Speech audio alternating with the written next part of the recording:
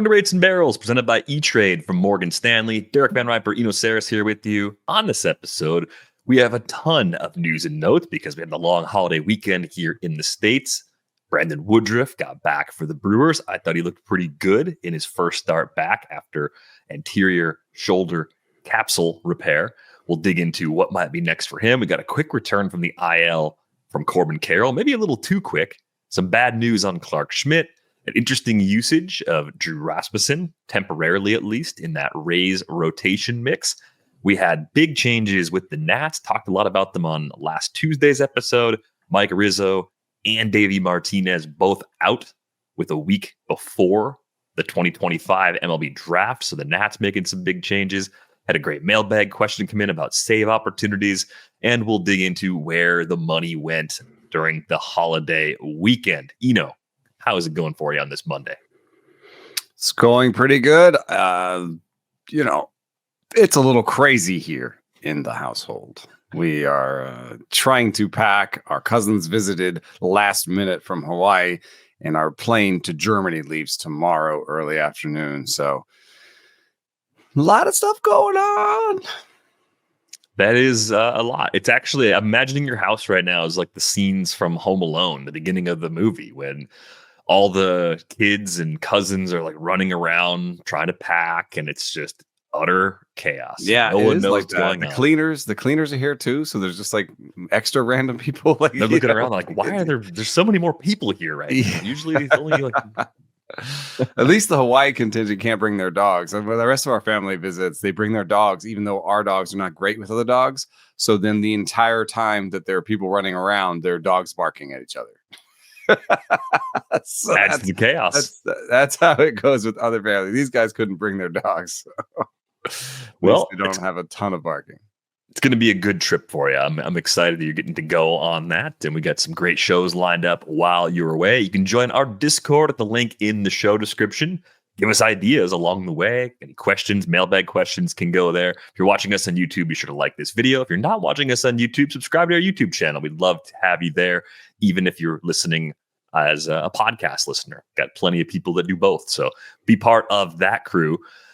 Let's get into some of the baseball news you should know. The guy wearing the Brewers hat came away pretty excited about the return of Brandon Woodruff on Sunday. It was actually, I think, of regular season games, maybe the most uninterrupted game I've watched all season. Like, I was pretty laser focused on this.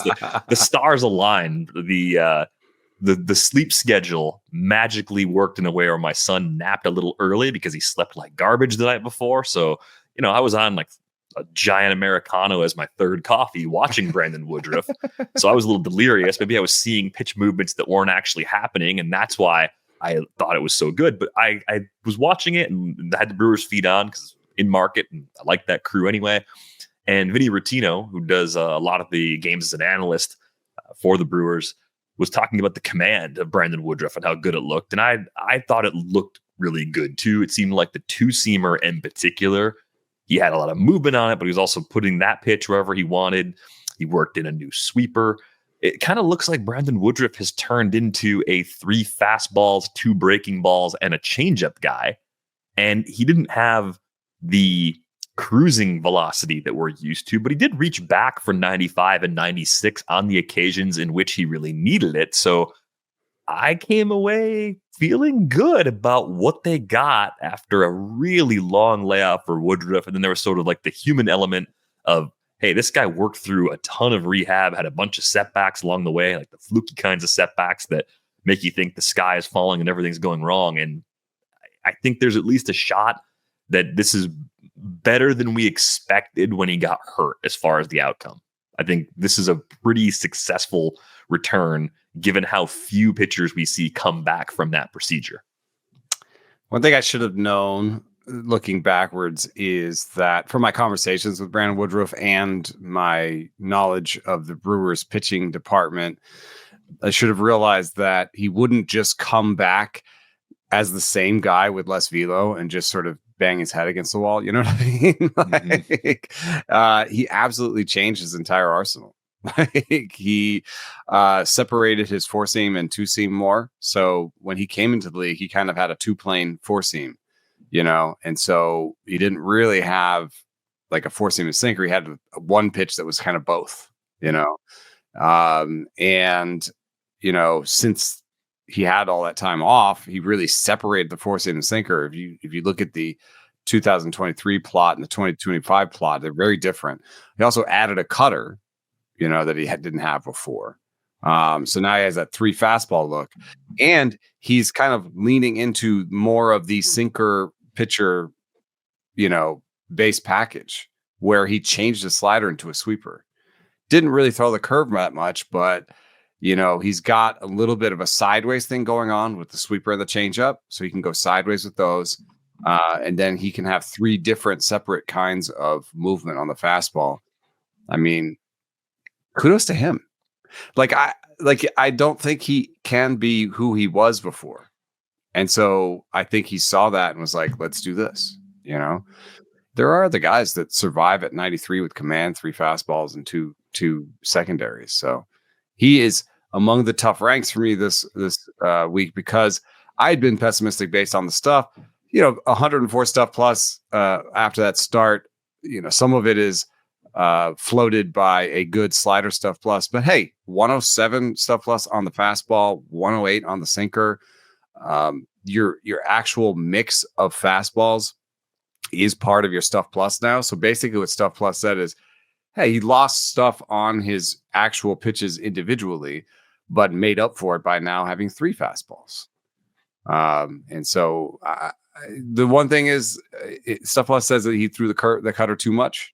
And he did fall in love with that pitch. But so that's the next thing we have to watch for. What is baseball going to do once they know he has this new mix and once they've seen him, and, what kind of success will he have then? So he's been moving up, big up arrow in my ranks as I work to file those before I leave. Yeah, I came really excited to the Brandon Woodruff page this morning on Fangraphs, looking for that location plus number to kind of. And it was ridiculous. 132. I thought like, okay, 110, 115. Like it's going to be good. Like be above average for sure, based on how sharp it was in the first outing. I saw the 132 was like, what? A 132 location plus? Like, okay. He's always been a sneaky, really good guy. I mean, like for his career, 108. Like he's a guy who's always had good command. So maybe I should have known, like, here's a guy who has in the past had 5 pitches with above average stuff plus, and command of all those pitches that, in a lesser form, he would just find different ways. It's almost like we talk about this, how 5-toolers age on the hitting side.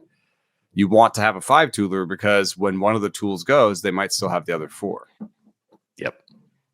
Yeah, you lose some speed, but you're above average as a hitter, and you're gonna be fine. Like you're still gonna hit 280 and get on base at a 350 clip later. Yeah, exactly. Yeah, you've just stealing 30 bases anymore. The big one for me was Curtis Granderson. He signed a deal with the Mets that some people didn't like, and I just thought, hey, this guy he was a center fielder at the time with 5 tools. Maybe he struck out a little bit too much, but I was like, hey, he's going to be still a good corner outfielder.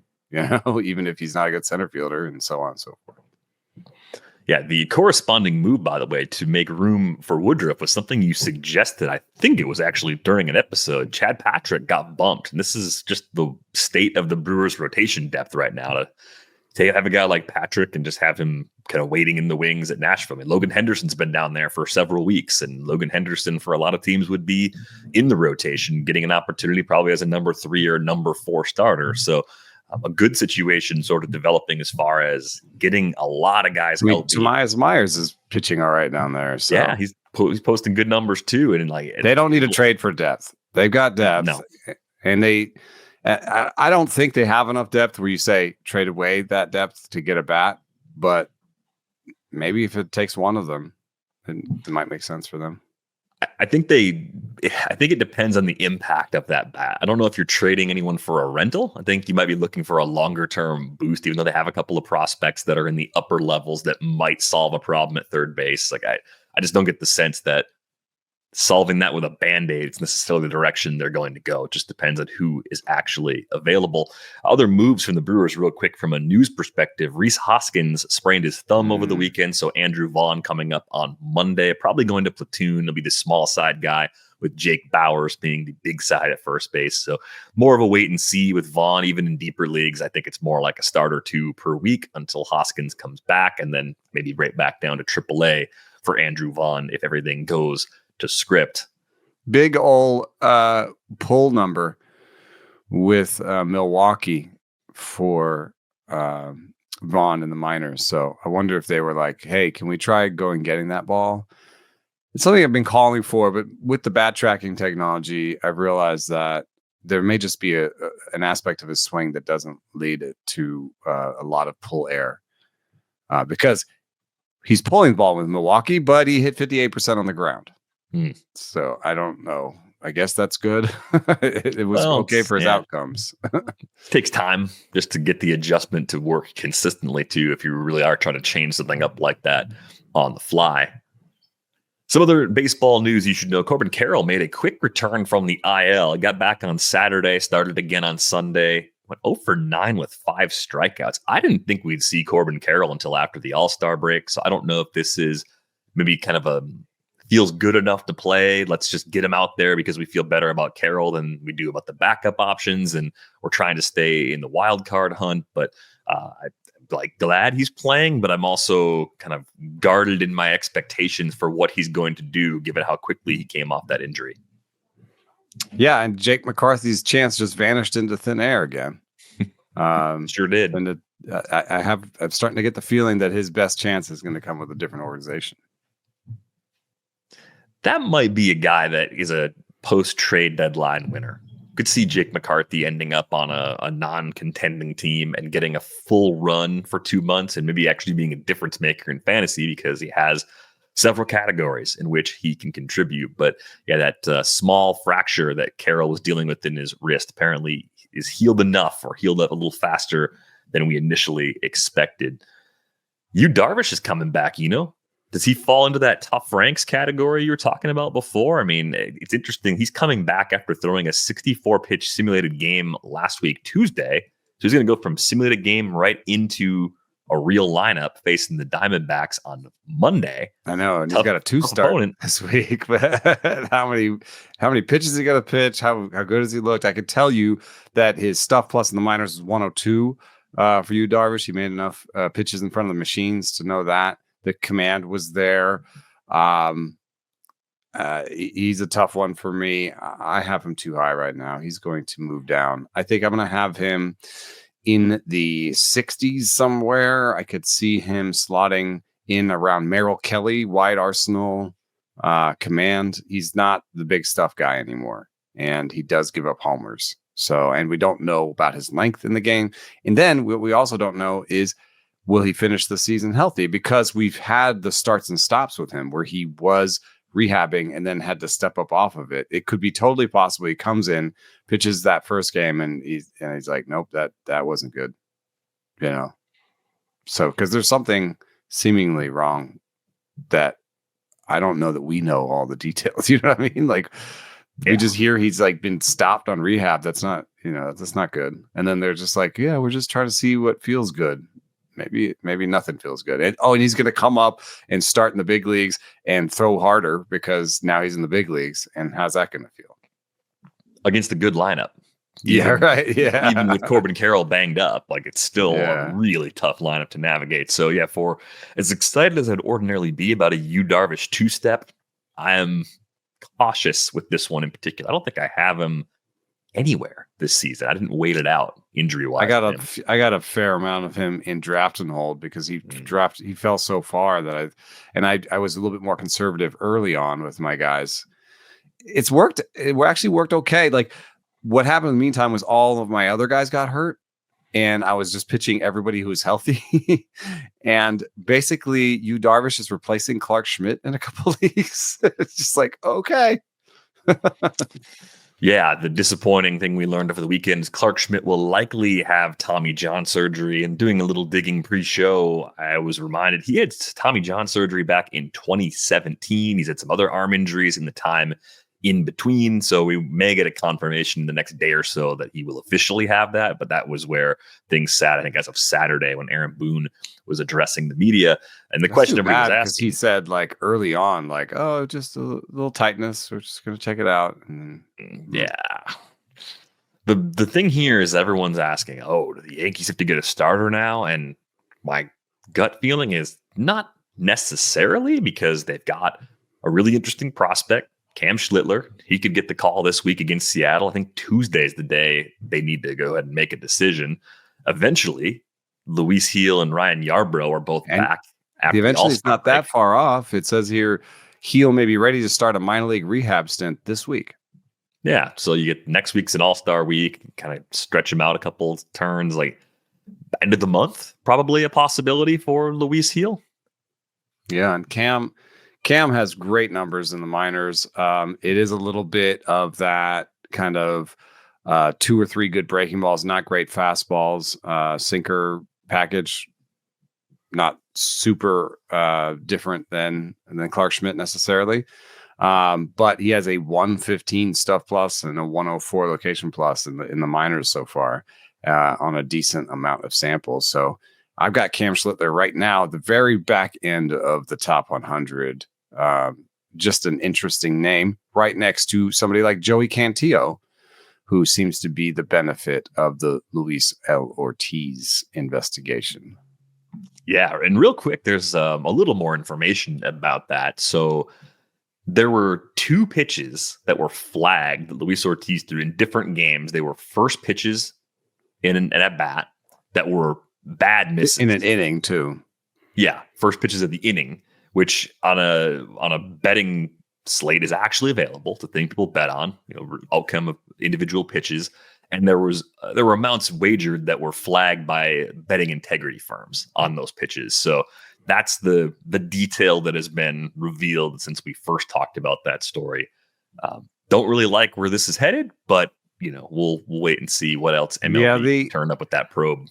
The pitches themselves, among all of his pitches, were basically among the 10 worst pitches he threw in this season. So you could and he doesn't have good command. So you could say, there's nothing there.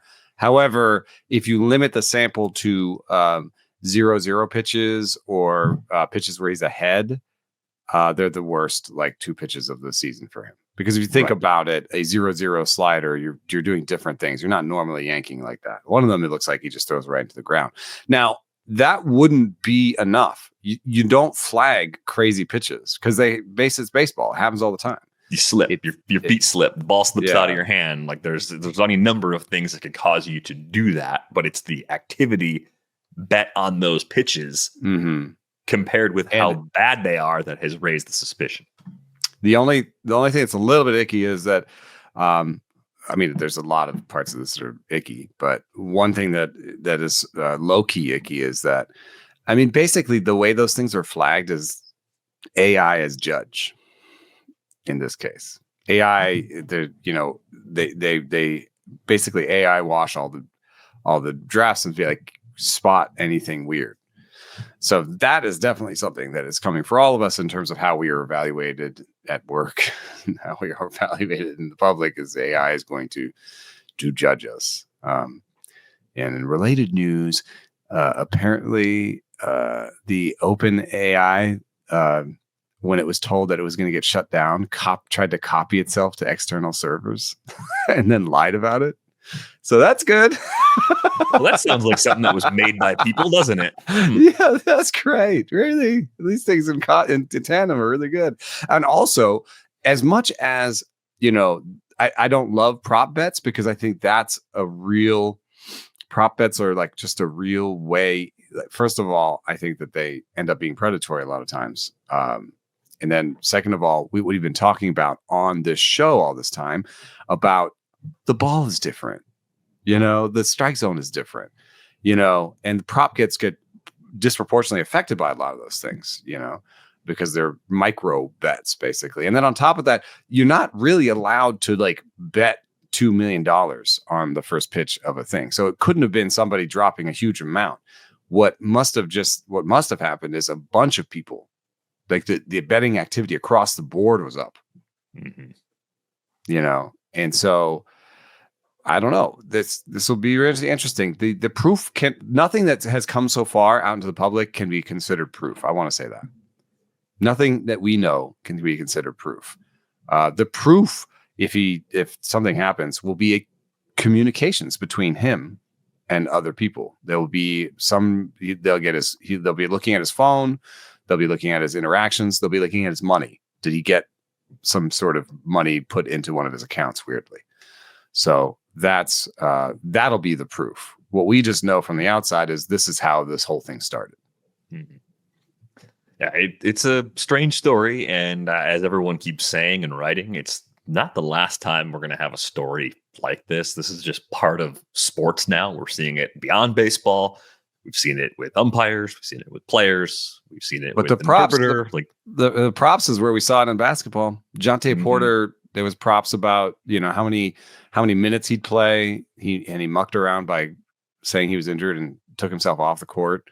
And how many 3-pointers he'd take or something. He took a bunch of wild ass 3-pointers. So that's the easiest way for a player to and betting and like to have a bad interaction. That's bad for all of us. Right. And that might be the area where if there are going to be some restrictions and changes, like that might be the first thing that they try and change to reduce the likelihood of things like this happening. We'll see where it goes from here. I'm curious for sure. Some other stuff, though, from the other section, we have Colson Montgomery getting promoted. There was a time not that long ago where Colson Montgomery getting promoted by the White Sox might have been the first topic on the rundown for this show.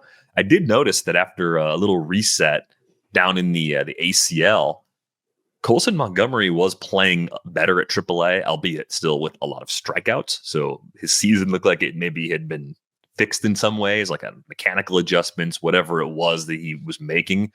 I'm curious, like what type of player you think Colson Montgomery is going to be based on this sort of meandering path he has taken through the final level of the minor leagues in particular.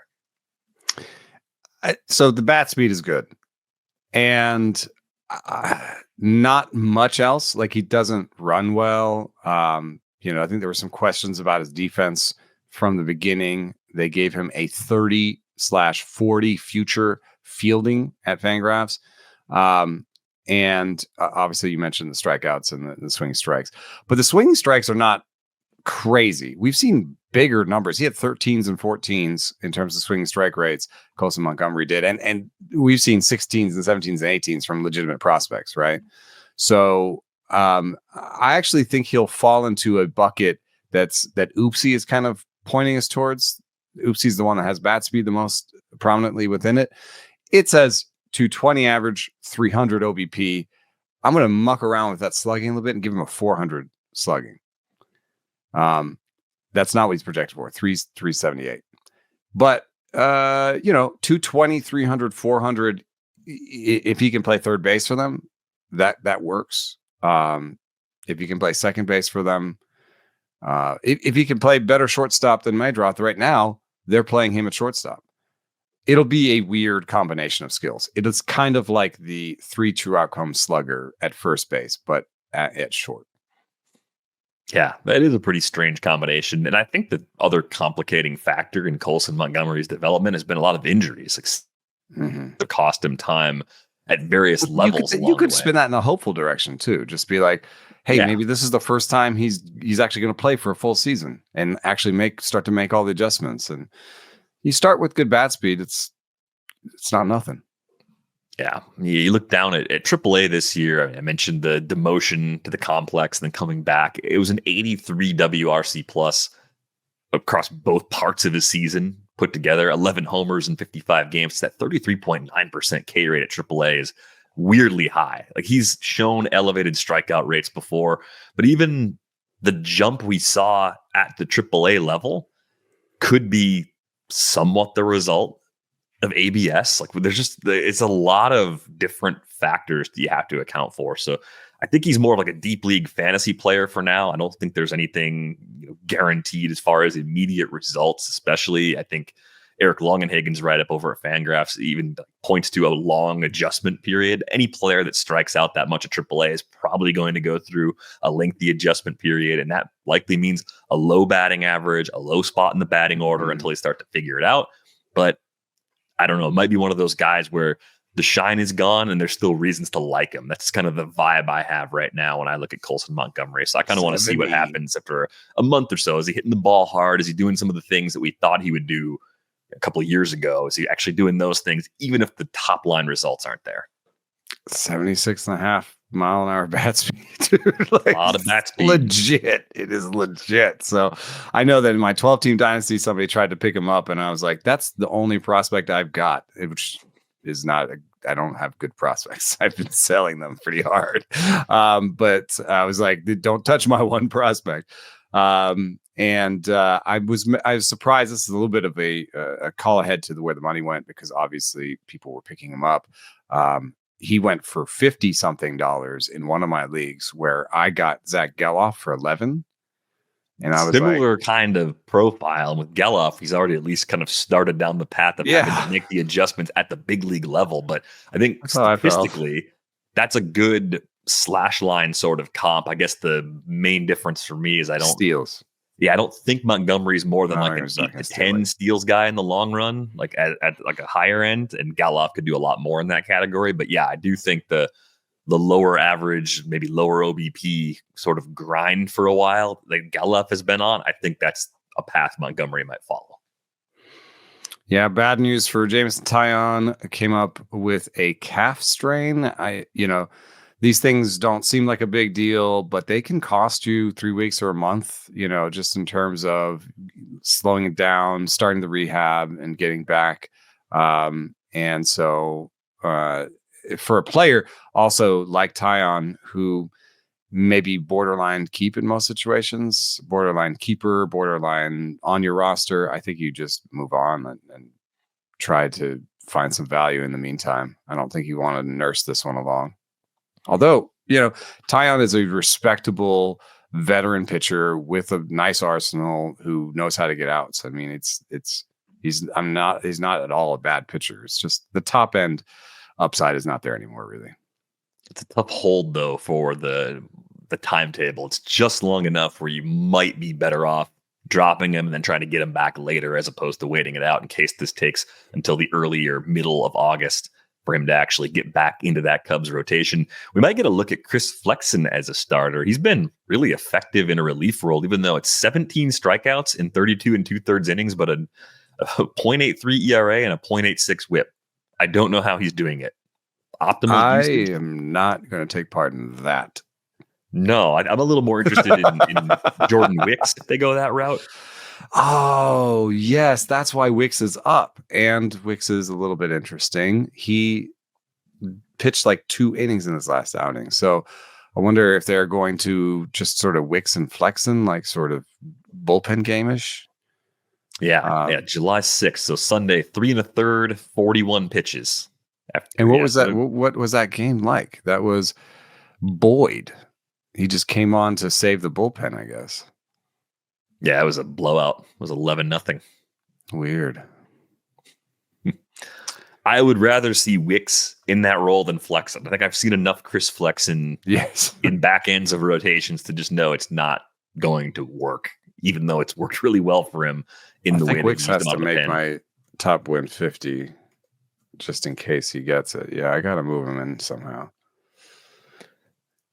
Well, you got a lot of tough ranks on your plate right now. And the one that's actually tough right now is probably Drew Rasmussen, because we don't know what the actual plan is going to be with his workload right now. They're using him as an opener in front of Joe Boyle, and they're going to do that for at least a couple more turns because they're trying to keep from overworking Rasmussen. He's had 3 major elbow surgeries, so it makes sense to not overload him. And maybe the thought is, hey, if we can take some innings off his arm now and we're a playoff team, we can actually use him in the postseason, because there's probably a world in which Rasmussen is one of their 3 best starters if they're in October.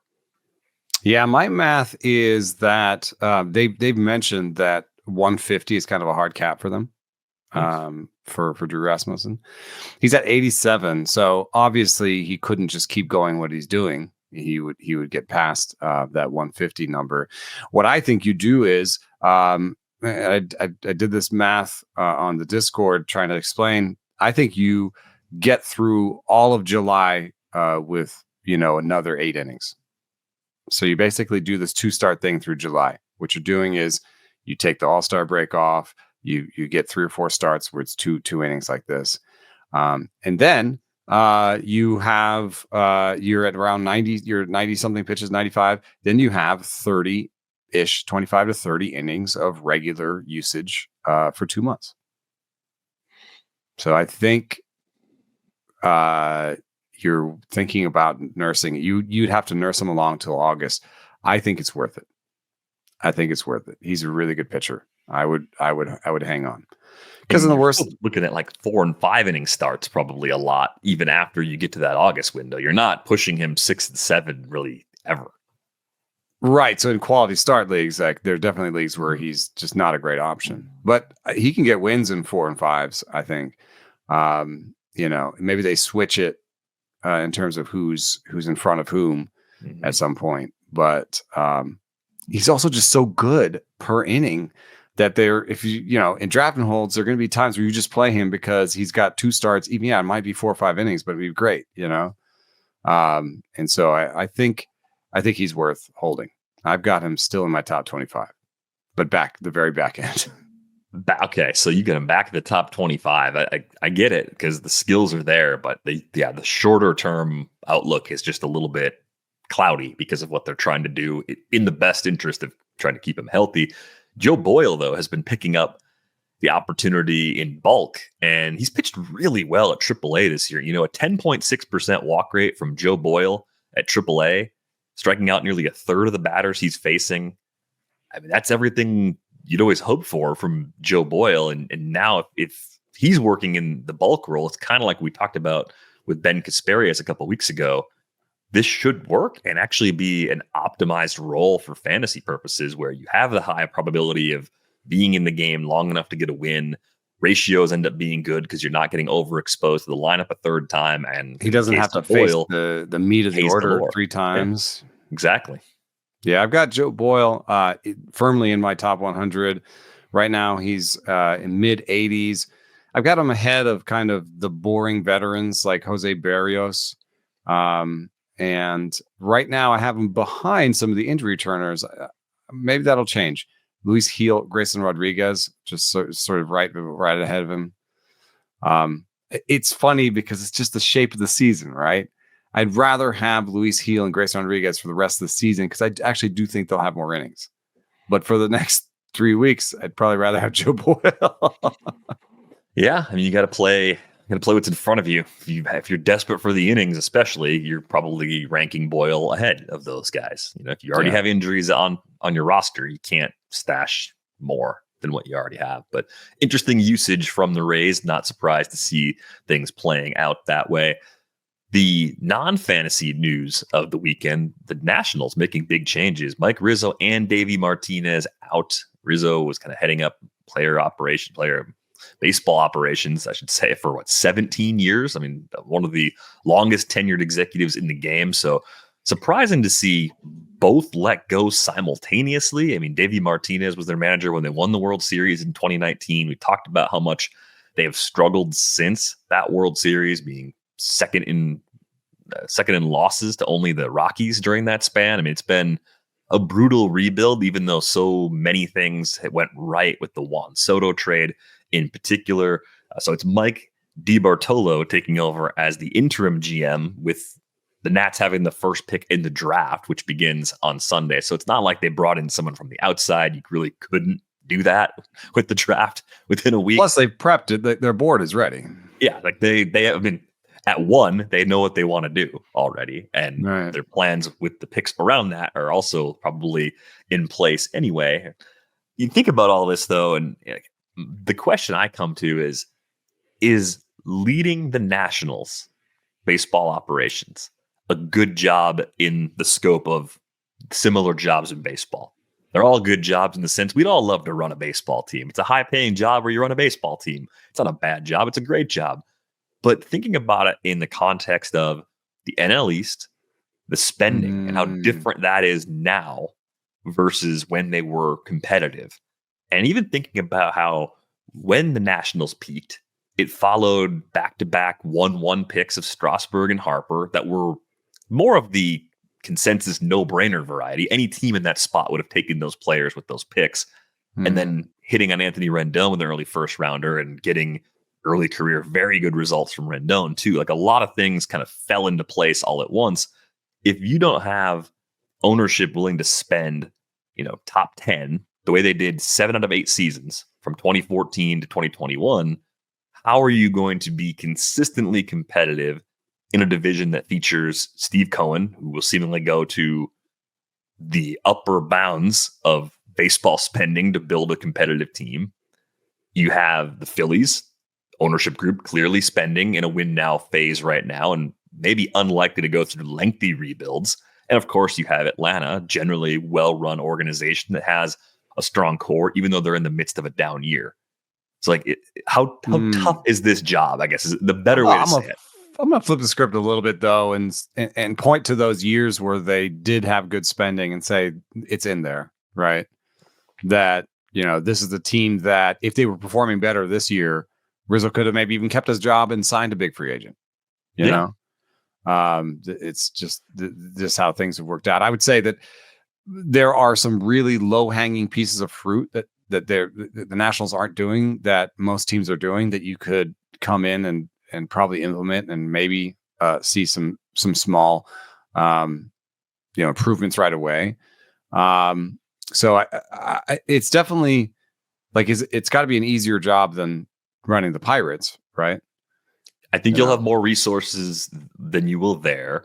Yeah. And then if you look at a place like Anaheim, where you get big league payroll, but you don't get I think you have a meddling cohesiveness. You have a very hands-on owner. It's probably better than that situation as it's currently built. And plus, you have some good young players. And you don't want James Wood and CJ Abrams, and you're showing up with a roster that's not a full rebuild the way like what Peter Bendix and the Marlins are doing. And that's not to say Kim Ng had a good roster that got to the postseason. That was right. It was not a hopeless organization there either. It's not the White Sox situation that Chris Getz ended up getting promoted into. And he helped build that, of course, as he has director. It seems like he has a bit of a meddling owner, plus some real deeply entrenched institutional kind of retrograde thinking, that he has to kind of uproot. There is some of that in Washington, I believe, but I think they've been chipping away at it over time. And I think that another thing is, and this is maybe just an opinion of mine, but I think there's some backing to it. I think it's easier to turn a pitching program around than a hitting program.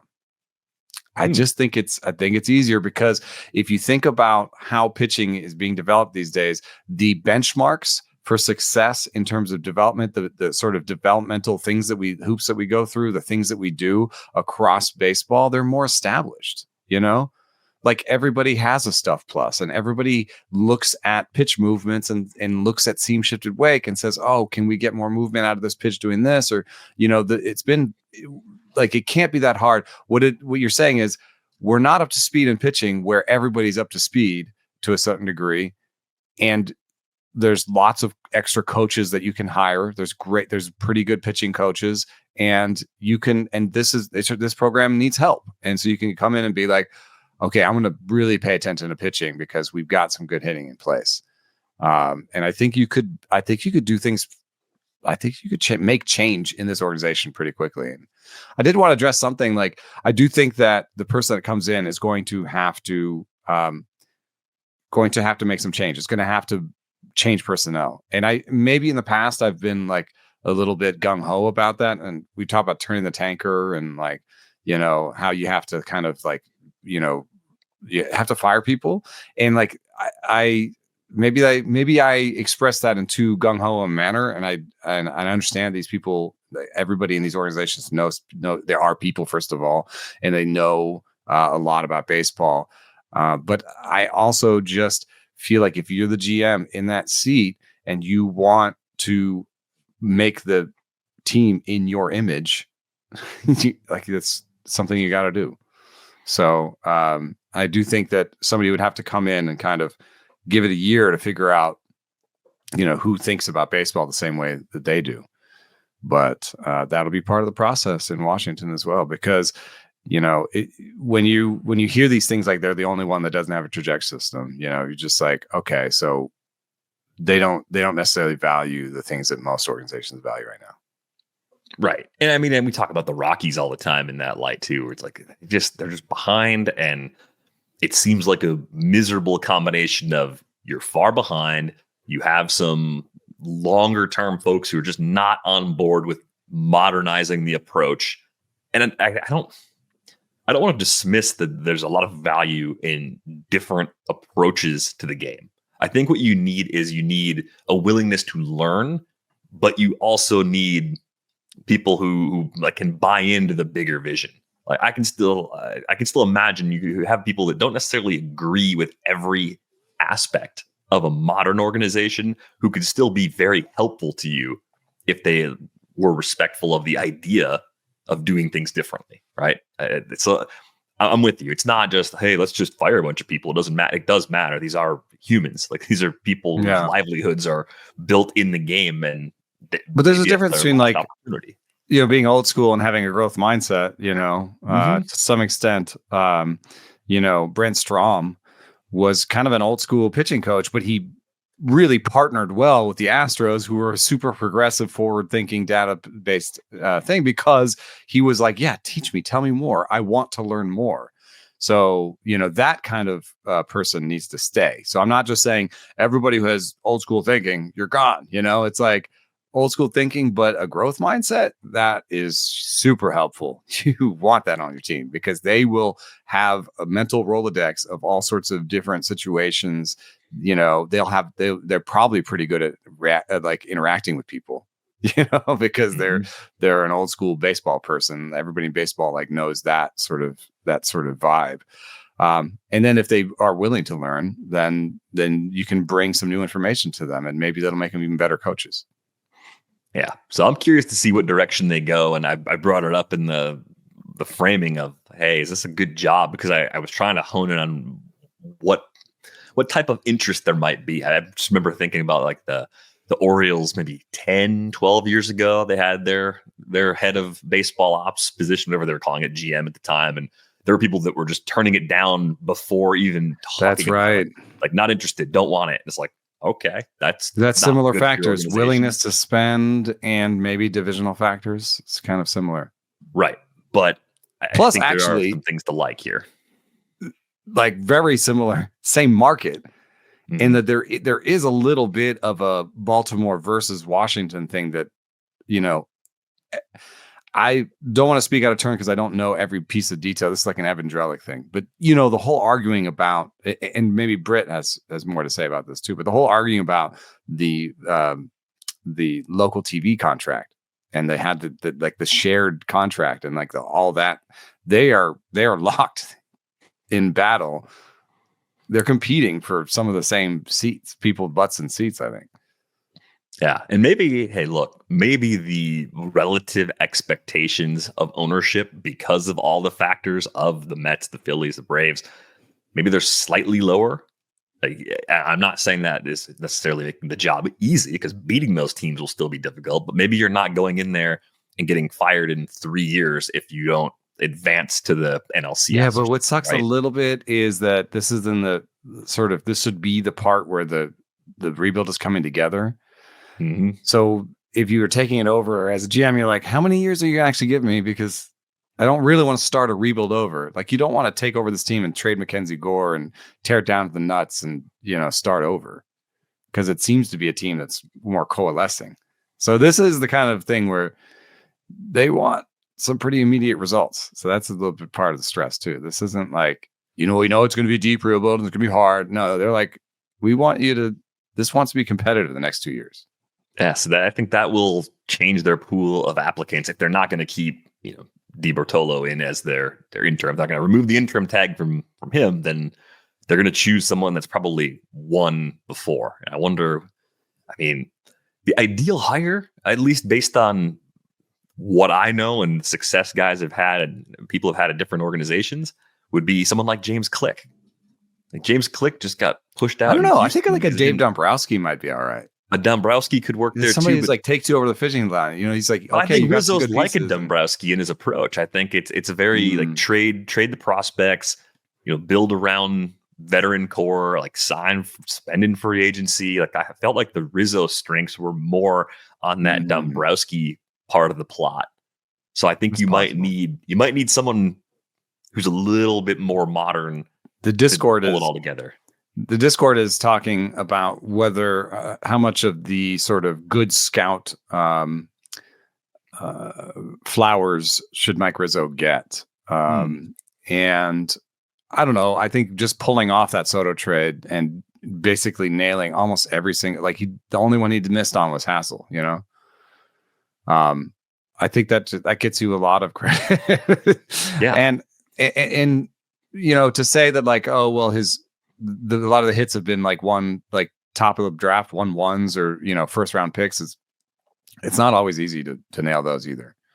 So I do think that if he had more of an analytics forward AGM that was in charge of player development, that maybe he could be having slightly better outcomes with the Houses and Tanyas and the Lyles, and we'll see. Some of those might still work out, but those are the types where player development might be able to get them that half grade that turns them from a fourth outfielder into a third outfielder, that sort of thing.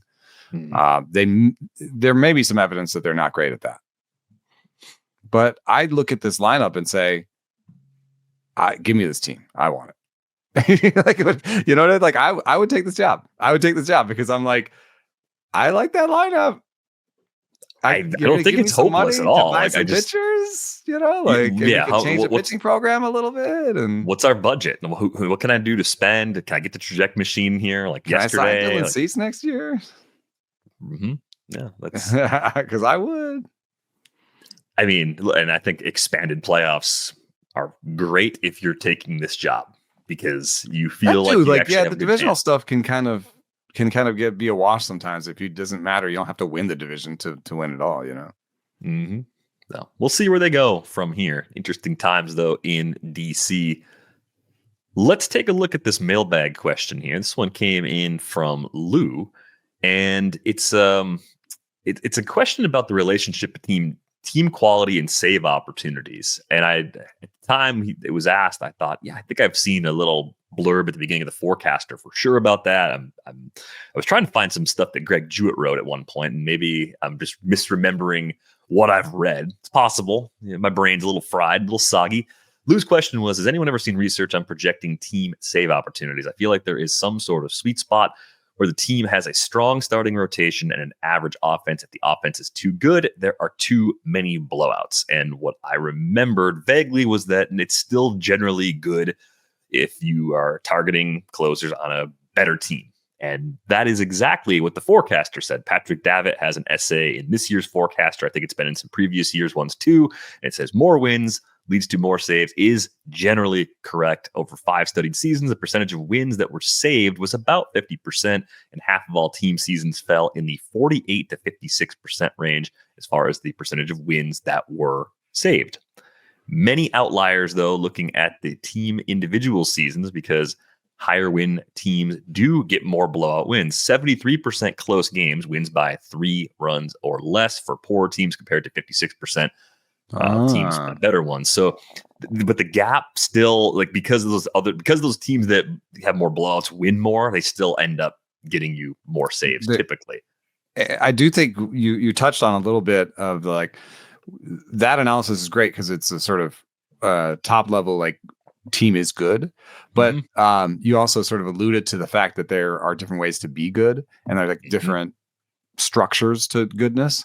And I don't have the study in front of me, but I do remember that this one study said that team bullpen strength was meaningful in predicting saves, because you have to have someone hand it to you.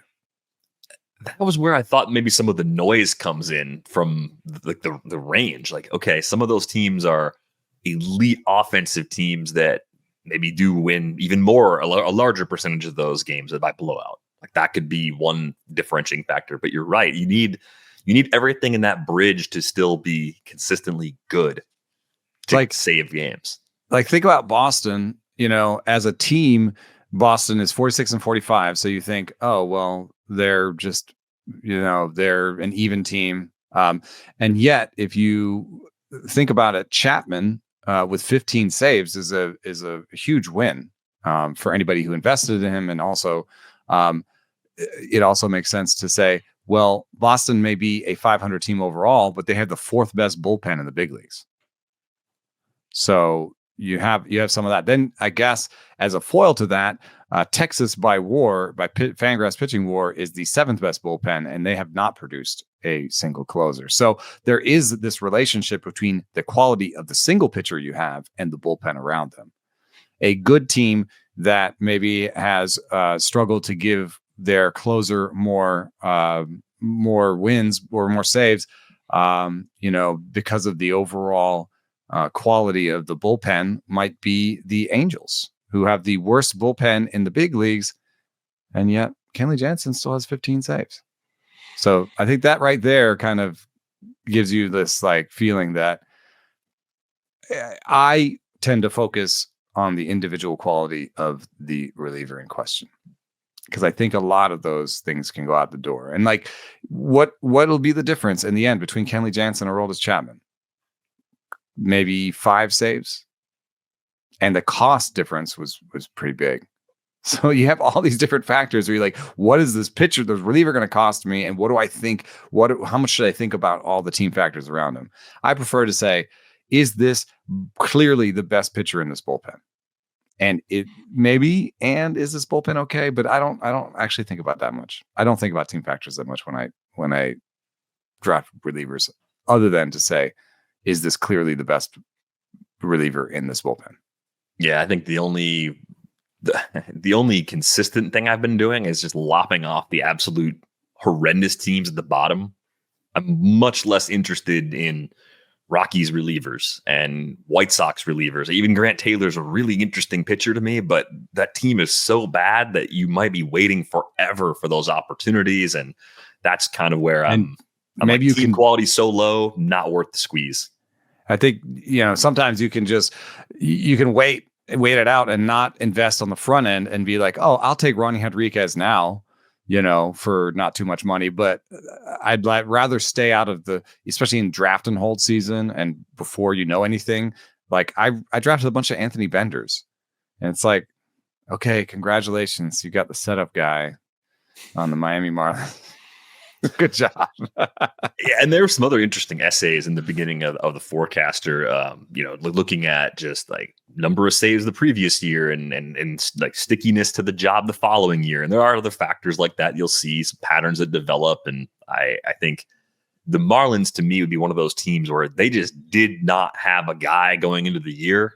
And that makes it an easy way difficult to avoid it. Yeah. Yeah. Because you could take 3 different shots and be wrong. It could be the fourth option in a situation like that. The hierarchy is just not established in terms of how they're going to anoint a closer. So it's a lot more random, even if it's not necessarily a committee. They just don't know yet. They're still trying to identify the high leverage relievers they like the most. And then eventually you get to this point in the year, and maybe by this point, I might be more inclined to pick up a reliever on a team like the Marlins, because they might settle on someone now and sort of audition them over 2 or 3 months. You have some in-season tools, or you're like, okay, I can see his stuff, I can see his velo, I can see the usage patterns. In February, you're like, what's the usage patterns? Don't got any. So Ronnie Rodriguez was part of where the money went this weekend. I saw some $50 numbers on him. That's 50 out of 1,000. I didn't necessarily, where he was available, I didn't need him. And where I needed him, he wasn't available. So I went with a $2 Randy Rodriguez buy, where, I wish Ronnie Rodriguez had been available to me in that league. Yeah, I went Jordan Hicks, where I was looking for saves on the relative cheap a few places. I did spend a little more in the listener league, in which I am in 15th place out of 15. Good job. Really, really well constructed team. I was in like top 3 for so long, and I'm bottom of the fold right now. The two things that went wrong. One, I didn't lean enough into adjusting my plan for the format because Jeff Good, Low Guppy cooked up a different kind of roto format with more categories, and I thought I can gut feel my way through this one. Nope, didn't do that really well. And then the actual players I took just are almost all underperformers. I mean, I've missed on a whole bunch of players in that team, so I have a really bad team in that league. Early in the year, I was underbidding in Fab, getting beat on nearly everyone. I wasn't making long enough bid trees. I've just played that league as poorly as you can play a league. One thing that was really tough in that league is strikeouts by the batter is a category. I have another league like this. Strikeouts by the batter is a category, and power is still a category. X-base hits, and those things are correlated, like negatively co-correlated. So it's really kind of hard to build a good offense that has power and doesn't strike out. I've kind of nailed it in the other league where I've done it, but it's a keeper league where I get to start with Shohei Ohtani every year. So it's like, there's a bit of a cheat code there. This league, I tried to cut the strikeouts, and at the beginning of the season, I got power and didn't have strikeouts, and now I have no power. I thought I could punt multiple categories in my initial build. That doesn't work. Like, never do that in your initial build. That's an in-season tactical adjustment because things went wrong. It's not a starting point, because you build a team like that and then stuff goes wrong and you have nothing. And that's exactly what I bring. So my team does nothing well, and it's my own fault. The interest in Hicks for me, and there were people in the main event that picked him up, I think in 31 leagues, only a range of $1 to $31. So a very inexpensive ad. I think there's a good chance the Red Sox could flip Aroldis Chapman. I think the long-term interest, especially in Hicks, if you're in a keeper or dynasty league and he's available, I think he's a smart pickup because he's on contract for a couple more years. He's probably not a starter anymore. We always liked the stuff from him as a high leverage reliever. So there's little reason to think that if Chapman gets traded or if Chapman just leaves at the end of the season, that Hicks isn't the favorite to just be the guy in the 9th inning for the Red Sox. Yeah. My reasoning for Randy Rodriguez is just Doval's fastball is under 100 stuff plus. He's like throwing more sliders than fastballs, and he looks shaky. Like, I don't know. I've seen enough of him out here on the West Coast that Randy Rodriguez makes the All-Star game over his closer kind of gets, right. That kind of tells you something, doesn't it? And the team comments are all just like, "Oh yeah, we love Randy. Randy's the best." Like, uh-oh. So I'm just reading between the lines and hoping to be a couple weeks ahead. I dropped Luke Weaver on the other end of that. I think it might be time. I don't, when they're just struggling like that. And this is where the team stuff comes in, right? And Devin Williams exists.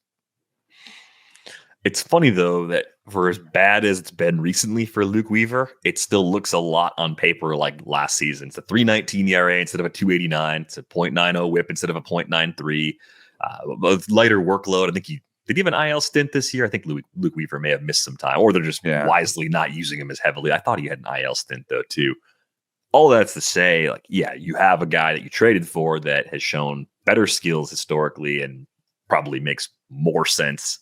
So I understand the decision to cut Weaver despite the worst ratios from Williams of the two overall so far this season. A bunch of guys came back from the IL. It's got the online championship in particular. Tyler O'Neill got Tyler O'Neill got a lot of money, yeah. Yeah, I mean, and actually, like for 12-team leagues, it wasn't that bad. The range was 1 to 51. Actually ended up being a little lighter than I expected. If you needed some thump, I actually thought so. The projections are starting to move the wrong direction on him.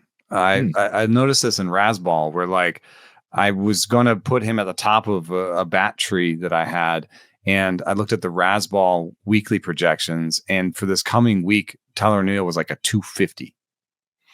And I was like, wow, that is really low. And I don't know if it's like a matchup thing or if it's just they're dinging him plate appearances or something, but I was just like, okay, I'll go somewhere else with this week. So But Cy saw some 10s and 11s and maybe a 30 on him. So, 31, in main event. That's okay. I mean, I'm hoping that he helps power my league, the team that we were just talking about, the listeners league. I need him to come back, and hopefully he's healthy. I went with a couple of 2 starters, Brandon Young, and Aaron Savali. So pray for me. You went Brandon Young. Why? Yes. Because explain yourself. 2 starts. He's got 2 starts and he cost me $1. That's about it. But this is also the thinking that got me Emerson Hancock last week. And guess what? I didn't even get the 2 starts because he was so bad in the first start that they just turfed the second start. So yes, let's hope they don't do that to me. Brandon Young at home against the Mets and home against the Marlins right before the break. I mean, Marlins are a little plucky. I think you're tempting fate. Young's got a wide Hancock arsenal with good command. It's not terrible. I don't know. Yeah. Like I said, pray for me is what I said. I got Andre Palante for the same idea. So yeah, I saw some Palante, Eric Lauer getting picked up in some 12s. Lauer, I think I'm a little more on board with the more I look. I think he's getting a little underrated right now. I don't know if he's the 10-team league stick on your roster good, but 25% K rate so far this year. It's a 364 Sierra. So yeah, a 265 ERA is like you've banked that if you've been using him and you're getting lucky. But if he pitches to a high 3s ERA on that team, he'll probably get some wins. That's actually good enough to at least be burying the lead back in the top 75. The number 1 pitching pickup this weekend. Emmett Sheehan, dude. Well, yeah, Emmett Sheehan. He got some real money. Yeah, what did you see on Sheehan? I think I saw a $200 bid on him. There were some leagues where he was available, but I didn't see him available in most of my leagues. He was already stashed from last week. Yeah, people were ahead on that one. Let me see where is it? This must be my TG. Man, it cost you if you waited though. Like 200, like I get it, but 108 to my 46 runner-up in TGFBI. But this, I think I didn't want to go. I was like, with 46, I was like, very obviously just decided not to go to 100, right? I was like, I'm not going to 100 on this. And here's why. So this is Emmett Sheehan. Like, there's no minimums here. This is supposed to be starting pitchers. I guess Davinsky and Brad Keller were openers. That's why they're on here. But this is just sorted by the changeup stuff plus. And yes, Emmett Sheehan, lovely changeup at the top. But then you start to look at the other pitches and you're like, oh, this is like a Michael Wacha situation. I mean, that's fewer pitches. That's the closest comp I've got. Tobias Myers with more velo. Anyway, those are not super helpful comps. Hopeful. I think there's also the workload questions. Like, they're going to get guys back. Tyler Glasnow should pitch at least once before the All-Star break based on what they're saying right now. So there's one more guy back in the equation. Sheehan's lined up to go, I think, the last game before the break at San Francisco. So it could turn into a stream, and then who knows? But they do like to use 6 starters. So there might be a window here for a couple more weeks until they get a few more guys back into the equation. But I think that would be the other thing, kind of keeping that bid number closer to where you had it. I don't think I would have gone to 3 figures, especially at this point in the season. Yeah, I would hate to pay $100 for one start against the Giants. And, oh, look, everyone's healthy. We got 2 guys healthy after the All-Star break. And, sorry, there you go, Emmett. Back down with minors. Anything else of interest, though, for you from the weekend? No, I'm hoping that Geloff, for $7 was smart. I also did a little bit of buying, and we've talked about this enough, but, I bought Luis Heel for $1. Whenever you have a dropper and you don't have an immediate need, I think that's when you go and you just go through the IL guys and you just pick one of them and you put $1 on them. What ends up happening a lot is that you end up having to drop them when you have a need. So I think in one of my leagues, I've already spent like $4 on Grayson Rodriguez, like picking him up. and dropping him, picking him up because it's like, oh no, I need a starter this week. Got to drop him again. So at some point, hopefully they'll just make it to health on my roster. But yeah, I spent 2 $1 bids on Luis Gil and Grayson Rodriguez in different leagues this weekend. And whenever you feel like you're doing well, that's, I think, something that you can do to push the gas pedal down a little bit further. Yeah, so 25 pitches in a bullpen session on Friday is the most recent update on Grayson Rodriguez. So we ought to be getting close to some kind of rehab assignment, and that's going to be a lengthy process, I think, for Rodriguez, probably 3 or 4 starts, given how long he's been down, but maybe August?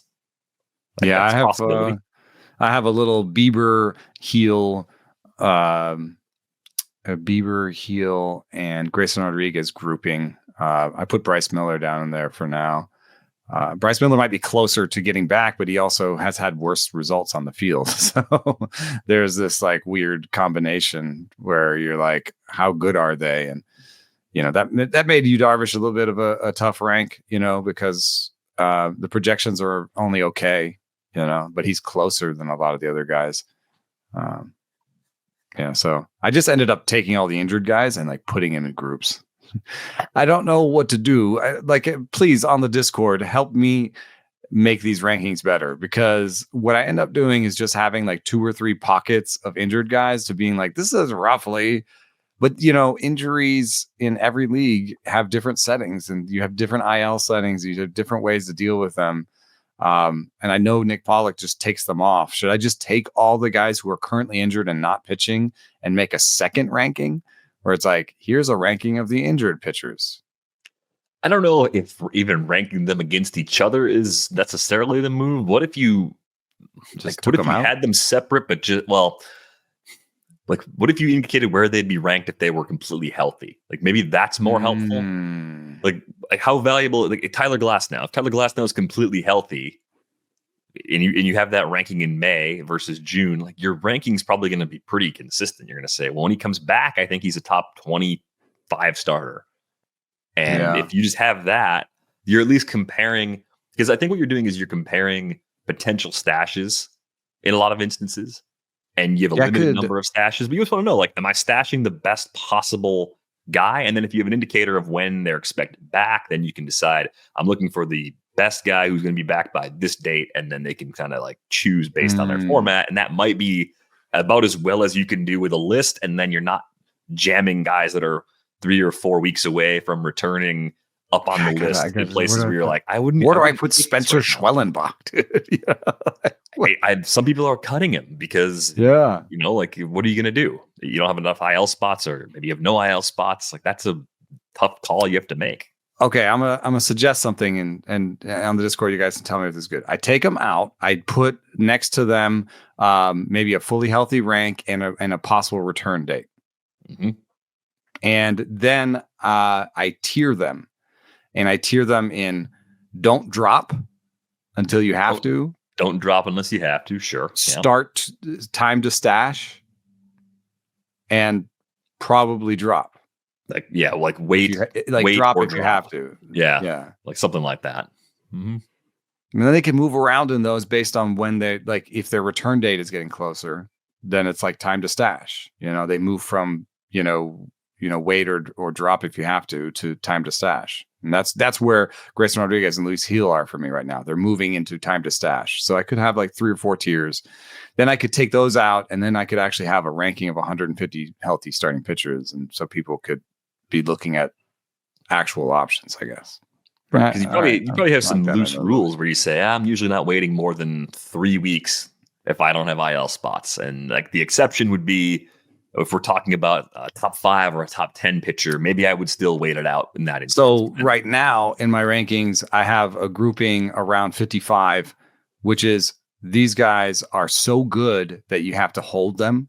Shane McClanahan, Michael King, Blake Snell, Chris Sale, Cole Reagans, you got to hold these guys, And so I've actually doing what I said I would do in the rankings. So if you go to 50, you're like, oh, this is the too good to drop group of injured players, But if I just make it more obvious that these injured players are sort of over here in another ranking, I think that might serve them well.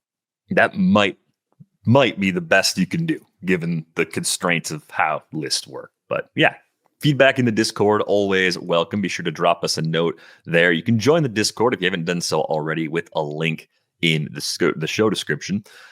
We need to go. Eno's got a pack for his trip, so a lot of ground to cover for Eno outside of the pod. Got a full run of episodes this week. We'll have a slightly shorter cadence next week, taking a couple days off, I think, at the beginning of the week, and then Wednesday, Thursday, Friday pods next week. So we'll still have a lot here while Eno is away.